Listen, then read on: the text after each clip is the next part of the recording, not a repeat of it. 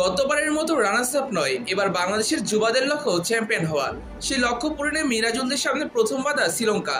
আগামীকাল 20 আগস্ট অনূর্ধ্ব-20 সাফ চ্যাম্পিয়নশিপে নিজেদের প্রথম ম্যাচে শ্রীলঙ্কার বিরুদ্ধে মাঠে নামবে বাংলাদেশ।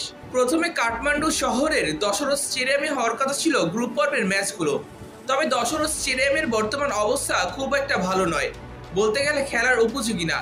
তাই গ্রুপ পর্বের ম্যাচগুলো হবে কাঠমান্ডু শহরের আনফাই স্পোর্টস কমপ্লেক্সে। আগামীকাল বাংলাদেশ সময় 3:15 শুরু হবে ম্যাচ, এবং পুরো টুর্নামেন্টের ম্যাচগুলো সরাসরি দেখতে পারবেন স্পোর্টস ওয়ার্ল্ড ইউটিউব চ্যানেলে। বাংলাদেশের হেড কোচ মারুফুল হক প্রথম ম্যাচে জয়ের পাশাপাশি ফাইনাল খেলার ব্যাপারে আশাবাদী। গত বছর এই দলটা যেহেতু ফাইনাল খেলেছে এবং গত 15 দিনের ট্রেনিংয়ে ভালো করেছে, তাই তিনি মনে করেন দলটা সঠিক পথে আছে।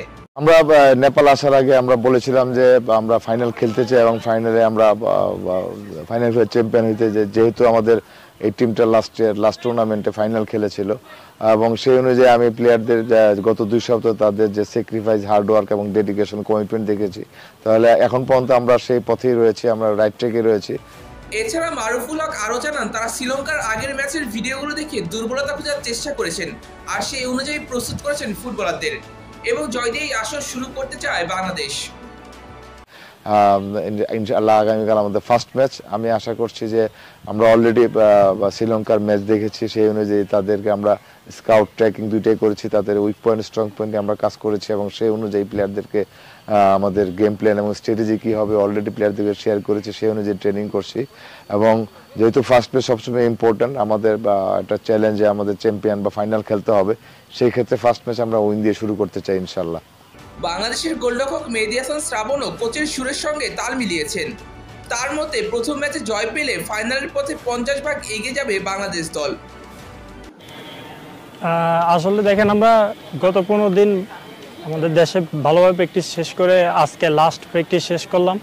আগামীকালকে আমাদের প্রথম ম্যাচ, তো সবাই চায় যে শুরুটা যাতে ভালো হয়, সবাই প্রত্যাশা যাতে আমরা প্রথম ম্যাচটা উইন করি। আমাদের যে টার্গেট, এটা প্রথম ম্যাচটা উইন করলে আমরা 50% সম্পূর্ণ করতে পারবো আশা করি।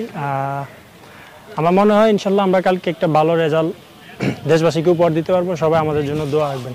তুলনামূলক সহজ প্রতিপক্ষ শ্রীলঙ্কার বিরুদ্ধে সহজেই জয় পাবে বাংলাদেশ, এমন কিছু মনে করতে চাচ্ছেন না মেহেদী হাসান শ্রাবণ। প্রতিপক্ষের প্রতি সম্মান রেখে তিনি বলেছেন, শ্রীলঙ্কাকে ছোট দল মনে করে ভুল করতে চায় না তারা, বরং কোচের নির্দেশনা মেনে জয় আনতে চায় বাংলাদেশ দল। কোনো প্রতিপক্ষকে আসলে ছোট করে দেখার মতো কিছু নাই। শ্রীলঙ্কা আমাদের চোখে ভালো টিম, কিন্তু আমাদের মনে হয় আমরা যদি আমাদের সবগুলো প্লেয়ার যার যার ভালো পারফরমেন্স 100% দিয়ে মাঠে খেলতে পারে, কোচের টেকটিক অনুযায়ী আমরা একটা ভালো রেজাল্ট নিয়ে জয় নিয়ে মাঠ থেকে ফিরে আসতে হবে ইনশাল্লাহ। গত সাফ চ্যাম্পিয়নশিপে শ্রীলঙ্কার বিরুদ্ধে জয় পেতে ভালোই কষ্ট করতে হয়েছিল বাংলাদেশ দলকে। সেই ম্যাচের 71 মিনিট পর্যন্ত মিরাজুলদের কোনো গোল করতে দেয়নি শ্রীলঙ্কা দল। অবশ্যই 71 মিনিটে গিয়ে মিরাজুলের করা একমাত্র গোলে জয় পেয়েছিল বাংলাদেশ। তাই কাগজে কলমে পিছিয়ে থাকলেও শ্রীলঙ্কাকে সহজ দল মনে করার কোনো সুযোগ নেই বাংলাদেশের সামনে। শ্রীলঙ্কার বিরুদ্ধে ম্যাচে আলাদা করে নজর থাকবে গত আসরে বাংলাদেশের হয়ে সর্বোচ্চ 4 গোল করা মিরাজুল এবং 3 গোল করা পিয়াস আহমেদ নোভার ওপর। সেই সাথে নিজেকে প্রমাণের অপেক্ষায় থাকা রাহুলের ওপর থাকবে সমর্থকদের বিশেষ নজর। বয়সভিত্তিক দলে ভালো করার পরীক্ষা দিতে রাহুলের মতোই মুখিয়ে আছেন মেহেদী হাসান শ্রাবণও। শুভকামনা রইল বাংলাদেশ দলের জন্য।